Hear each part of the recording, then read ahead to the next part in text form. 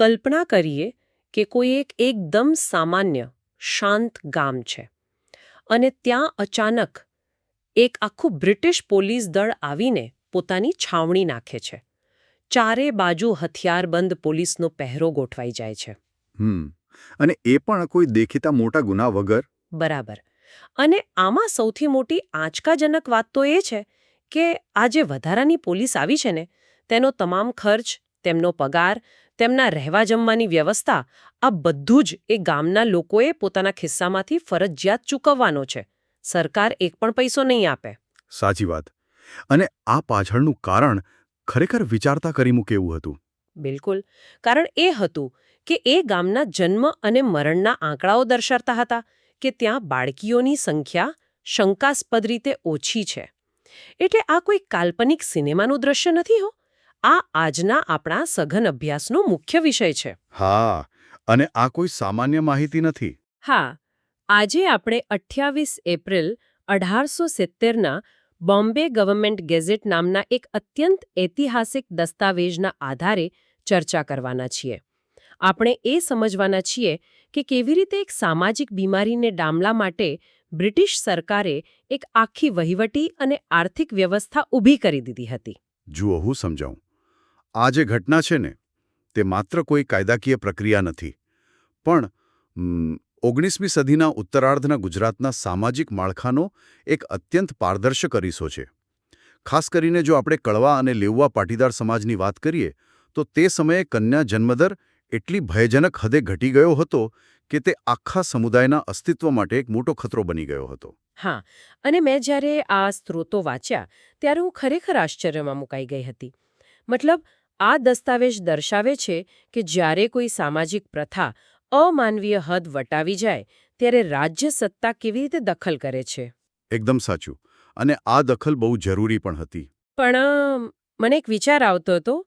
આ વિગતો જોતા એવું સ્પષ્ટ થાય છે કે આ માત્ર સ્ત્રીઓ પ્રત્યેના કોઈ અચાનક ઊભા થયેલા દ્વેષનું પરિણામ નહોતું. જો કોઈ સમાજ પોતાની જ ભવિષ્યની પેઢીનો નાશ કરવા લાગે તો તેની પાછળ કોઈ બહુ મોટું આર્થિક દબાણ હોવું જોઈએ ને. હા, બિલકુલ હોવું જોઈએ. મને તો એવું લાગે છે કે તે સમયે દીકરીનો જન્મ એ માત્ર સામાજિક જવાબદારી નહોતી, પણ પરિવાર માટે એક પ્રકારનો આર્થિક મૃત્યુદંડ બની ગયો હતો. શું આ વાત સાચી છે? હા, આ તમારું બહુ જ સચોટ તારણ છે. જુઓ, ઇતિહાસમાં મોટે ભાગે કોઈપણ સામાજિક બદીઓ પાછળ અર્થશાસ્ત્ર છુપાયેલું હોય જ છે. તે સમયના સમાજમાં લગ્ન પ્રસંગે થતો અતિશય ખર્ચ અને સામાજિક પ્રતિષ્ઠા બચાવવાની જે આંધળી દોડ હતી ને તે આનું મુખ્ય કારણ હતા. એટલે દેખાદેખી વધારે હતી એવું કહી શકાય. હા, દેખાદેખી જ. દીકરીના લગ્નમાં એટલો બધો દહેજ અને ખર્ચ કરવો પડતો કે એક સામાન્ય ખેડૂત પરિવાર હોય તે પેઢીઓ સુધી દેવાના ડુંગરે નીચે દબાઈ જતો. એટલે સીધી વાત છે, બાળકીનું અસ્તિત્વ સીધું જ આર્થિક બરબાદી સાથે જોડાઈ ગયું હતું. ઓહ બાપરે, આ તો બહુ જ ભયાનક વાસ્તવિકતા કહેવાય. બિલકુલ. અને આ ભયાનક વાસ્તવિકતાને પહોંચી વળવા માટે જ 18 માર્ચ 1870ના રોજ બ્રિટિશ ઇન્ડિયાના ગવર્નર જનરલ ઇન કાઉન્સિલ દ્વારા એક્ટ નંબર 8 મંજૂર કરવામાં આવ્યો. હા, એક્ટ નંબર 8.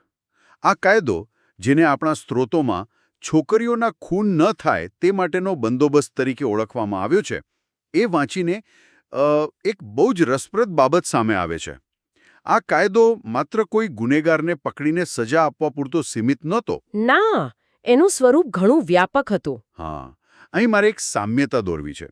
આ કાયદો જાણે કે કોઈ મોટી કોર્પોરેટ કંપનીમાં લાગુ કરવામાં આવતા ફાઇનાન્શિયલ પેનલ્ટી અથવા આર્થિક દંડ જેવો હતો.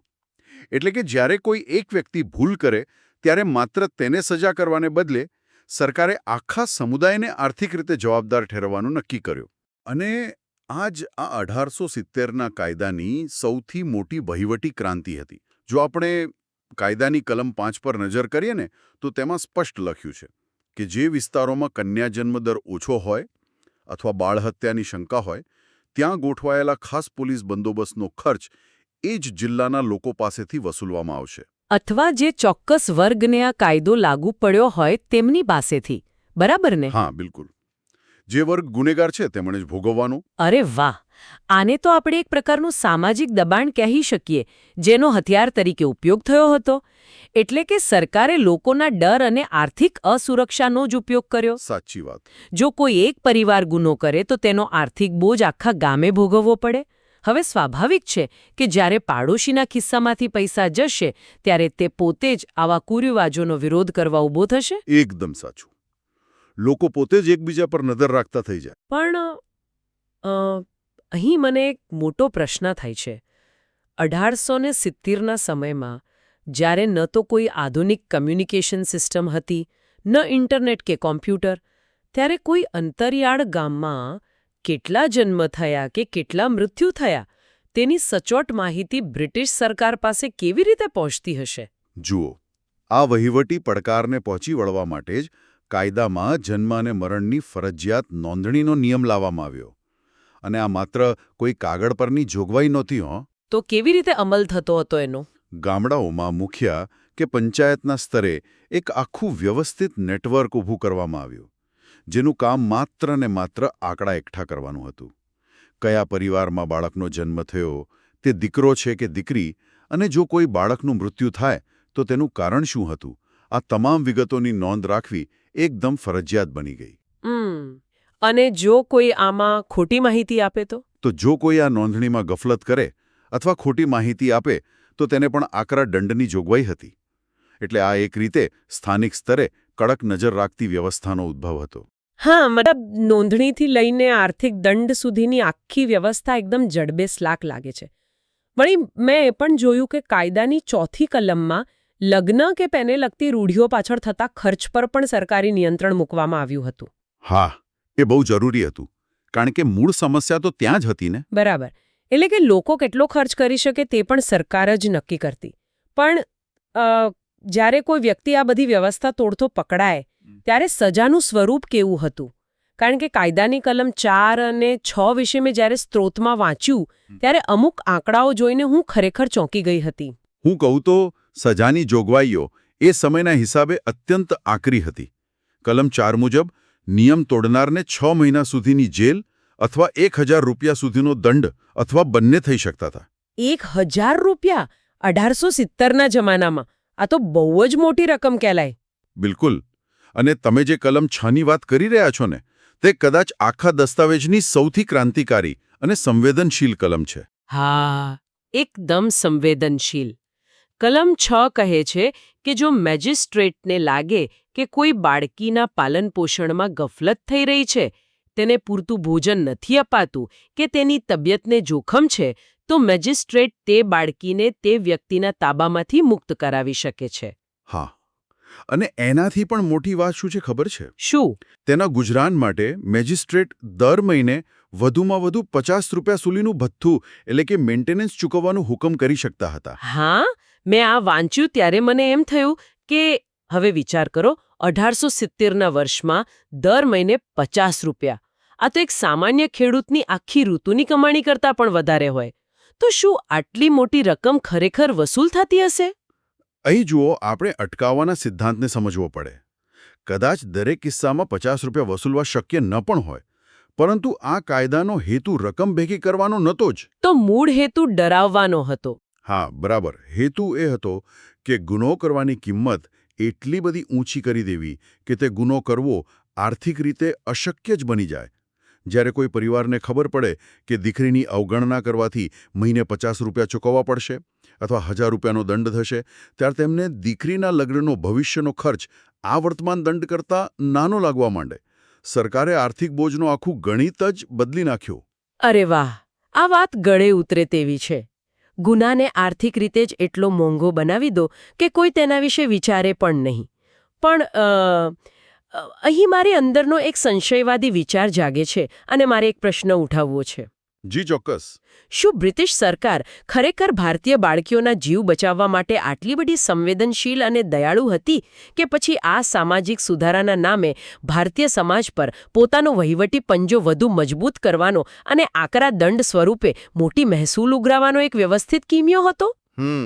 કારણ કે આપણે જાણીએ છીએ કે સંસ્થાનવાદી સરકારો હંમેશા નિયંત્રણ વધારવાના બહાના શોધતી હોય છે. સાચું ને? આ એક બહુ જ ઊંડાણપૂર્વકનો અને વાજબી પ્રશ્ન છે. અને જુઓ, ઇતિહાસમાં ક્યારે પણ કોઈ એક જ કારણ હોતું નથી. સંસ્થાનવાદી શાસન ઘણીવાર સુધારાના નામે પોતાની સત્તાને વધુ વ્યાપક બનાવતું હોય છે. જન્મ-મરણના આંકડાઓ રાખવા, સ્થાનિક વિસ્તારોમાં પોલીસ બેસાડવી અને આર્થિક દંડ વસૂલવો, આ બધું સરવાળે તો બ્રિટિશ સરકારની વહીવટી પકડ જ મજબૂત કરતું હતું. હા, મતલબ કંટ્રોલ વધારવાની જ વાત હતી. હા, પણ આપણે એ વાત પણ નકારી શકીએ નહીં કે કલમ 6માં જે બાળકીના રક્ષણ અને ભથ્થાની જોગવાઈ હતી તે સમયના સામાજિક માળખાને જોતા અત્યંત પ્રગતિશીલ હતી. કારણ ગમે તે હોય, પણ આ કાયદાએ એક એવી વ્યવસ્થા ઊભી કરી જેણે વાસ્તવિક જમીની સ્તર પર ઘણા જીવ બચાવ્યા હશે. સાચી વાત છે. અને જમીની સ્તરની વાત નીકળી જ છે તો એક બીજો મોટો મુદ્દો પણ સામે આવે છે. કોઈ પણ વિદેશી સત્તા, પછી ભલે તે ગમે તેટલી શક્તિશાળી હોય, તે માત્ર કાગળ પર કાયદો બનાવીને કે દંડાના જોરે લોકોના ઘરોમાં પેઢીઓથી ચાલતા રિવાજો બદલી શકતી નથી. બિલકુલ નહીં. જ્યારે સામાજિક માનસિકતા જડ થઈ ગઈ હોય ત્યારે બહારનો કાયદો ત્યારે જ અસરકારક બને જ્યારે સમાજની અંદરથી જ કોઈ પરિવર્તનનો અવાજ ઉઠે. અને આપણા સ્ત્રોતો એવું દર્શાવે છે કે આ 1870નો કાયદો સીધો આખા ભારત પર લાગુ નહોતો થયો. બરાબર ને? હા, એકદમ બરાબર. કાયદાની કલમ 7 મુજબ આ એક્ટ શરૂઆતમાં માત્ર વાયવ્ય પ્રાંત, પંજાબ અને અયોધ્યા પૂરતો જ સીમિત હતો. તેને હિન્દના અન્ય ભાગોમાં, જેમ કે બોમ્બે પ્રેસિડેન્સીમાં લાગુ કરવા માટે ત્યાંની સ્થાનિક સરકારોના ખાસ આદેશની જરૂર હતી. અચ્છા, એટલે આપોઆપ લાગુ નહોતો થયો. ના, અને અહીં જ એક બહુ જ મહત્વના ઐતિહાસિક પાત્રનો પ્રવેશ થાય છે, શેઠ બેચરદાસ લશ્કરી. જો આ સ્થાનિક સુધારક આગળ ન આવ્યા હોત તો કદાચ આ કાયદો ગુજરાતના પાટીદાર સમાજ સુધી પહોંચી જ ન શક્યો હોત. અરે હા, સ્ત્રોતોમાં શેઠ બેચરદાસ લશ્કરીની જે ભૂમિકા વર્ણવી છે તે ખરેખર અદ્ભુત છે.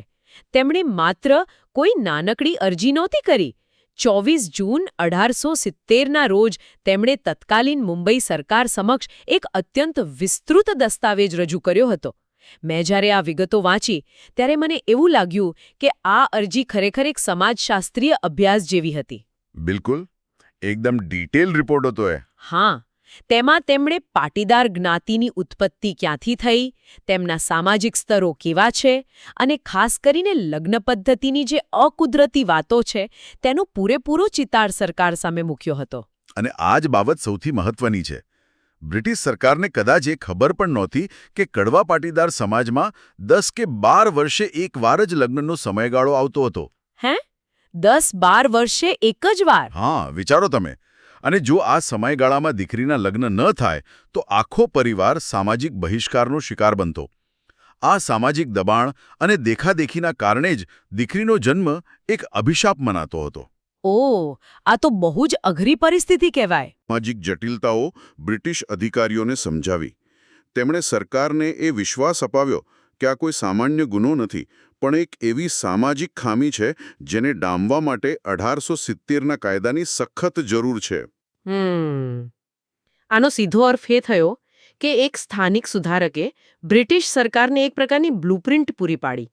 સરકારે એ જ બ્લુપ્રિન્ટનો ઉપયોગ કરીને બરાબર એ જ જગ્યાએ પ્રહાર કર્યો જ્યાં સૌથી વધુ જરૂર હતી, એટલે કે લગ્નનો ખર્ચ અને સામાજિક દેખાદેખી. હા, ટાર્ગેટ એકદમ સચોટ હતો. જો શેઠ બેચરદાસ લશ્કરી જેવા સ્થાનિક નેતાઓએ આ કાયદાને ખુલ્લો ટેકો ન આપ્યો હોત તો શું થાત? મને તો લાગે છે કે કદાચ લોકોએ આ કાયદાને માત્ર એક વિદેશી શાસનનો અત્યાચાર માની લીધો હોત અને તેનો સખત વિરોધ થયો હોત. એ પૂરેપૂરી શક્યતા હતી. પણ સમાજના પોતાના જ જાગૃત લોકો જ્યારે કાયદાની તરફેણ કરે છે ત્યારે તેનું પરિણામ કંઈક અલગ જ આવે છે. સાચી વાત. આ ઘટના એ વાતનું ઉત્તમ ઉદાહરણ છે કે કોઈપણ ભગીરથ સામાજિક પરિવર્તન ક્યારેય શૂન્યાવકાશમાં થતું નથી. તેને કાનૂની શક્તિ અને આંતરિક સામાજિક જાગૃતિ આ બંનેના સંગમની જરૂર પડે છે. બિલકુલ. શેઠ બેચરદાસની અરજી એ દર્શાવે છે કે સમાજના કેટલાક લોકોને એ સમજાઈ ગયું હતું કે જો આ અમાનવીય પ્રથાઓ ચાલુ રહેશે તો એક દિવસ આખો સમાજ નષ્ટ થઈ જશે. તેમણે કાયદાના ડરનો ઉપયોગ પોતાના જ સમાજને આત્મઘાતી માર્ગ પરથી પાછું વાળવા માટે કર્યો. ખરેખર આ આખો દસ્તાવેજ અને તેના અમલીકરણની વાર્તા વિચારતા કરી મૂકે તેવી છે. આજે આપણે એ જોયું કે 1870માં દીકરીઓના અસ્તિત્વને બચાવવા માટે માત્ર કોઈ ઉપદેશ નહોતો અપાતો, પરંતુ એક અત્યંત કડક વહીવટી અને આર્થિક જાળ બિછાવવામાં આવી હતી.